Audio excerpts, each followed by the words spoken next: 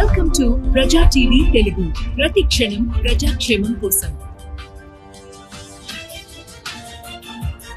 మహాశివరాత్రి సందర్భంగా అవిలాల గ్రామంలో వెలిసి ఉన్న శివ పార్వతులకు పట్టు వస్త్రాలు సమర్పించిన చెవిరెడ్డి హర్షిత్ రెడ్డి తిరుపతి రూరల్ ఆవిలాల గ్రామ పంచాయతీలో వెలిసిన శ్రీ కపిలేశ్వర స్వామి వారికి చెవిరెడ్డి హర్షిత్ రెడ్డి పట్టు వస్త్రాలు సమర్పించారు.